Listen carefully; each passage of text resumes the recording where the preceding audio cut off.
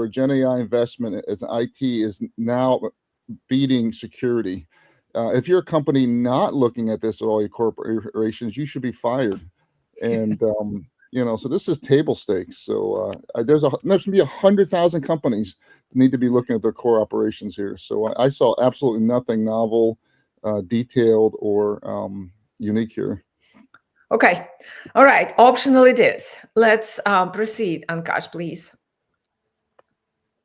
Okay, the next one comes from QTI, and they have launched something called Unmute, which can make LLMs listen and speak. Yeah. What did you think about this, John? Yeah, well, first of all, I want to get the people from Qt AI to start naming everything. Because I love Qt AI, the way they have it spelled, and then, Unmute is their product name. They can teach OpenAI some things, and the rest of them as well. I was going to give this an optional. This is in the, in the category, everyday miracles, or whatever we're going to call them, ordinary wonders, and just amazing. You can give it a, sample of voice. It comes back. It has low latency. It's just fantastic as a model, and the ability to talk to it. And I do believe that conversation is a whole category that we're just getting into in terms of interface, like robust conversation, because that's our normal interface, right? Humans like to talk with each other and with things. So unbelievable, great technology, fun little videos in terms of what it can do. But I was going to give it an optional. Okay. So Ashish, what do you think? This is open source. That's not Yes. in this space, and this is modular. So you can bolt this. They said they are going to open here. Yeah, they haven't done it yet. Yeah, No, I they think they said they're going to open a few weeks. So in fact, I was important for all the reasons that John mentioned, right? A couple of things that ticked for me were you can bring any model of choice, right? And you can wrap this with their tech and make it really conversational, interactively conversational. It's not a dense document, it's like very short document, but they're startup. Their ways of conveying their message is totally different. They've put these voice samples right there for you to see the outcome, so they didn't have to write a ton of text about it. As John said, voice is the UX for next generation kind of interactions, human computer interaction. And I feel this is part of kind of owning your own intelligence. You can bring your own LLM, you can wrap this and kind of make your own conversational agents of sorts. So that was the reason I thought it was important. Yeah, I was really important, and I'll tell you why. But Amanda, what did you think? Yeah, I would be important if there wasn't a couple mentions in here about staying tuned and kind of it's not out yet. So I feel like if it was something that we could start using right now, then I would say it's important because, again, I totally get it's an everyday miracle, but I do think anything that's kind of taking capabilities above and beyond to a next level is worth even saying somebody's doing this at all, even if it's, not the biggest player and, it's going to take off overnight. I still think it's worth mentioning. But again, because I don't see that you can really use it yet, for that, I'm optional. Okay, I was important because I looked up the competition. I was trying to figure out how much of their capabilities are, like Amanda, you're saying, above and beyond what currently exists. And they do have some apparently over 11 labs, Hume and Resemble AI. Those are the leaders in the space, right? They have modularity. They will be open source, or they claim they will be open source, and the interoperability and easy to create the conversational assistants, the ease of use, even though I thought that the 11 Labs and Hume and the other ones could do it as well, but apparently this one is doing it a little better. So for those reasons, I thought it's very important for us to flag it to the business leaders. So Paul, what's your take? No, I support your chalk decision. I just want to highlight, though, that us monkey brains are so surprised when we see in different modes, listening, video.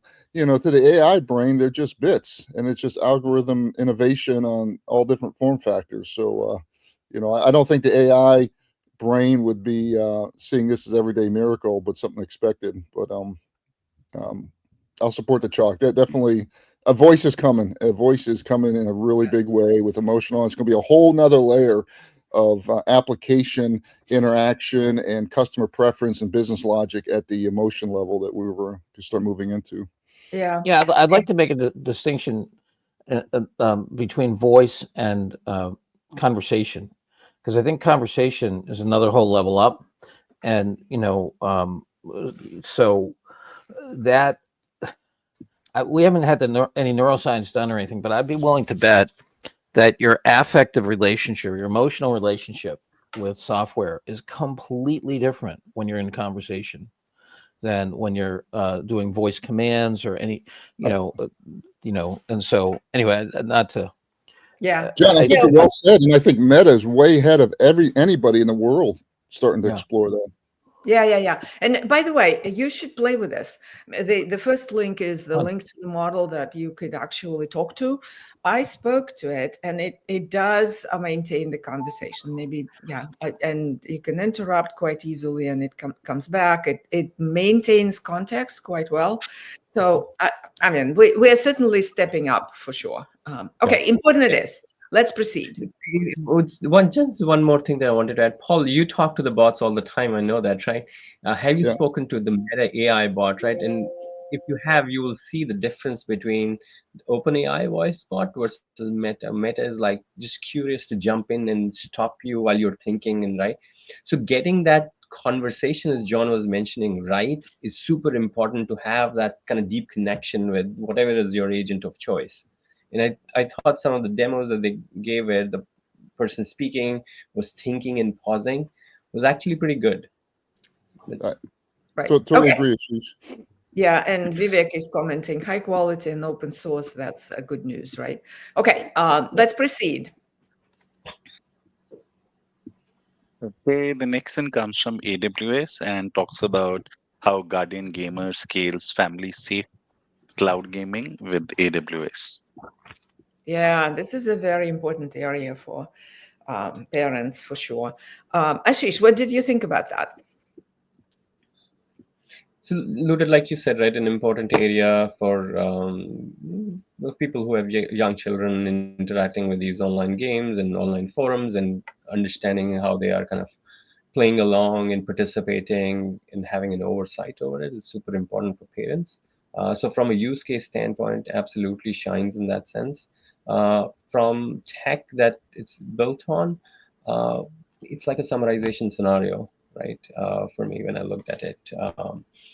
So from that perspective, and I looked at the architecture, it's a pretty simple architecture. Again, it doesn't have to be complicated because obviously it's the simplest scenario. I thought it was optional in that sense, but again, important scenario for sure. Yeah, but the scale of it, 160 million families. This is quite significant. Yeah, but you're right. There's nothing really here to. Yeah. So, Amanda, maybe you thought differently. Yeah. So when I first looked at it, as having gamers in my family, I thought it's very specific, it's very optional. But then when I really started thinking about it, the fact of responsibility with AI tools and kind of planting that seed in my head, I think is important. But that's only if the leader looks at this and can think above and beyond just the fact that this is for gamers and gamer parents specifically, that this is something that can be applied to any sort of sensitive area or domain within AI product development and things like this. So if the leader has that mindset to look above and beyond to apply this somewhere else, it could be important for them. But I don't know if I have the confidence that they're going to do that, or look at it and say, if I'm not a gamer parent, this is not relevant to me. So for that reason, I'll probably shift back down to optional. But again, I think for responsible AI and use, it's interesting to take a look at it. Okay, so we have optional, important. What do you think, John? Yeah, I was on optional. The and the 160 million is the addressable market through Roblox and service addressable market, SAM. So that is a huge market. I think that one thing that occurred to me as I was reading this is that I think that we may have implementations of large language models that now become the portals for the internet. So if I'm a parent, I want a control point.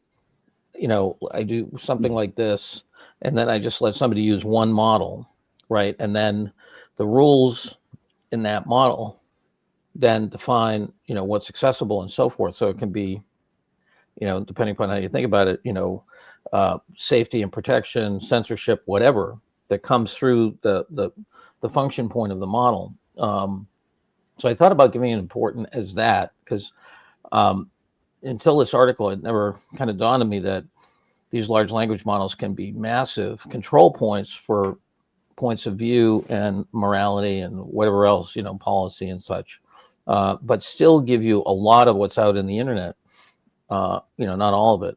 So in a weird way,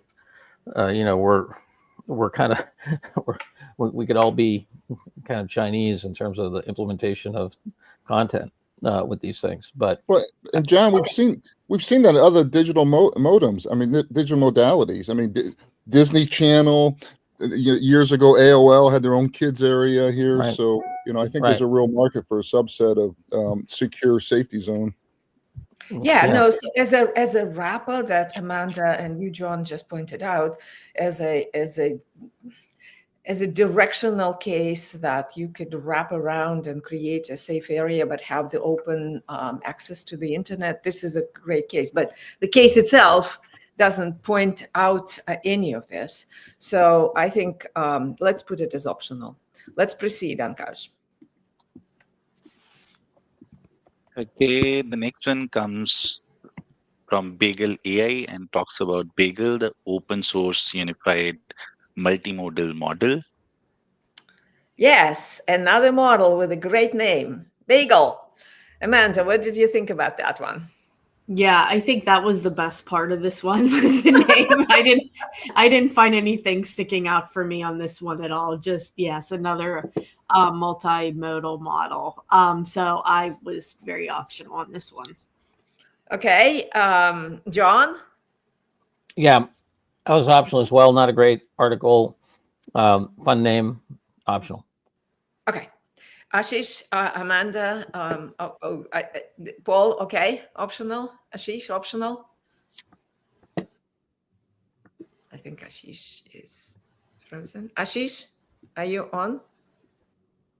Oh, yeah, okay. I'm okay with optional on this one. Okay, let's proceed. Optional it is. And the last one, Ankash. The last one comes from Signalfire, and it is the State of Talent Report 2025. Yeah, it comes from a VC firm. Yeah. That decided to put together essentially a technical base where they monitor 850 million individuals and 80 million startups and enterprises. And so they have a tremendous base to see the shifts in jobs and trends. So what did you think about this one, John? Yeah, I'm on the border between important and essential on this one. The notion of what happens with the talent. I had a chance to meet Chris Farmer back a little over 10 years ago. And this whole strategy of tracking the talent, yeah, very interesting. What they do is that as a VC, as he put it to me, we don't want to put a ton of money behind, an A quality team fighting against an A quality team. They try to look for a market opportunity. They look at the team that's already competing in the marketplace. And if they think that team is B or C quality, then, and the market opportunity is big, and they can get an A or B quality team to fight, to compete with them, that's who they'll back. I thought it was very interesting. Such an essential part of starting new businesses, and they do it pretty comprehensively. They started out, just scraping LinkedIn and things like that, and to get to this scale, they must have done more, I imagine. But I thought it was really interesting. I mean, little something that I was thinking my alma mater, Harvard, they should look at here. I mean, the graduates are coming out, the Gen Zs aren't getting hired. Once again, we in the baby boomer and millennial generation are holding on to power here. But I thought it was really interesting. I also thought that the the ability for Anthropic to hold on to talent was impressive. The building their culture there and so forth, and that's going to be a big deal, especially with Anthropic really continuing to lead in code development. So I thought for our AI leader, this is at least important, maybe essential, about what the dynamics of hiring are. How different IT departments and startups are hiring or not hiring talent. Part of it is the I'm not sure I agree with their causality. They said that basically it's the end of free money because interest rates have come back up, so hiring has gone down. Yeah, I mean, I can believe you have more of a less of a capital substitution capital, expense on labor given higher interest rates, but it seems like a different. I think there's a different dynamic. Things are getting more competitive. AI has come into the fold. There's way more volatility and uncertainty. I don't know what the VIX has been, over the past little bit, but this current administration, I think, is driving incredible amounts of market volatility. Yeah. So that generally, slows down hiring. But Okay. I gave it an important, let's call it essential for the Okay. AI leader. So the essential rating from John. And before we go into discussions, we got a nice compliment from Eric Steele. Good stuff as always. Great way to start the day, listening to you guys every day. Thanks for listening, and please Thanks, comment. And Really subscribe. and If you're on subscribe. YouTube. Yeah, subscribe, John said. Okay, great. So everybody, pat yourself on the back. Great job. But let's proceed on this on this article, right? Okay, so essential from John.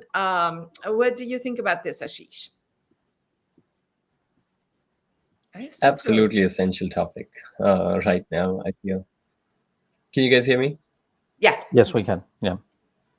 Luda, I would say, I was 100% essential for it. Very interesting topic. Few things that kind of stood out for me was the culture topic at Anthropic, right? How culture is kind of the big differentiating factor for Anthropic, even though, again, you see models and they start a little bit behind OpenAI, but they're actually taking away talent from top labs, right? So that's very interesting. I agree with John, like shrinking of capital is not the only causality to this trend. Again, AI being able to do a lot of entry-level stuff is definitely a driver. And then just uncertainty in market right now is kind of fueling a lot of this sentiment on low hiring. So that's interesting. Shifting of the trend from Texas and Austin was very interesting insight for me, which I had actually thought the otherwise, right? That people are moving, Tesla is moving to that space of that area. So I thought it is the other way around. So that was very interesting for me. So a lot of important nuggets that I could at least take away from the article. Yeah, and Important, proximity was essential read, I would say. Okay, thank you, Ashish. And proximity was discussed. Antaj, if you can scroll to like AI talent shuffle, that's an interesting chart. It's it seems like for Anthropic is getting people 11-1 from DeepMind. That's amazing, and 8-1 from OpenAI. So it's just stunning, right? Those type of numbers. So they've created something culture-wise, very, very good for developers. No, not this one. Down a little bit. There's AI talent shuffle, the bar chart. Okay, so essential. Amanda, what do you think? Okay, ahead. Sorry. I was just going to point out one thing. Finally, they're starting to realize that Austin and Houston have crappy weather. I live in Chicago. The weather in Austin is worse. Okay. Yeah, it's very humid for sure. Oh, it's just unlivable for like 4 months of the year. Yeah, for sure. Amanda, what did you think? One thing I want to highlight, Luda, it's just reinforced essential is that, we're on, in my view, we're on the wave of radical breakup of high knowledge worker things here. We've talked about AI doing 95% of cognitive work within 2 years.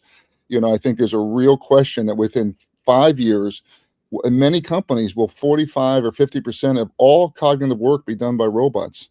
And this is just the early indicator of that on the But hiring Paul, season. this is disturbing, and right, so the grads are not being hired. You're cutting yourself at the knees if you don't do that. You need to somehow figure out a way to still have your pipeline going. So and that's important. And if they're not being hired, they currently can be had. The best ones can be hired. So it's an opportunity in some sense.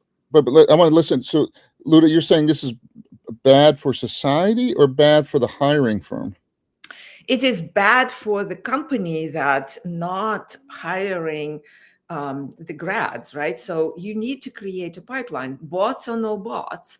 You need to allocate, or I think they will allocate some space for the bots, but you need to have human pipeline going as well, right? Yeah, I hear you. I think that's a traditional way of thinking about these professions. I think that we're going to see whole new models of unskilling. I think we're going to see a flourishing of small companies because of the access to, cognitive capital as well as financial capital. Maybe that's where they're going to learn. But this trend of hiring only the experienced folks and taking the pyramid to more of a Taurus or a diamond or whatever. I'm hearing the same thing in law firms, banks. Yep. It's a cross. Consulting. I mean, this is a completely different labor market we're going Wall Street analyst. Right. But what I'm saying, I understand that it is now and it will continue happening for a little bit.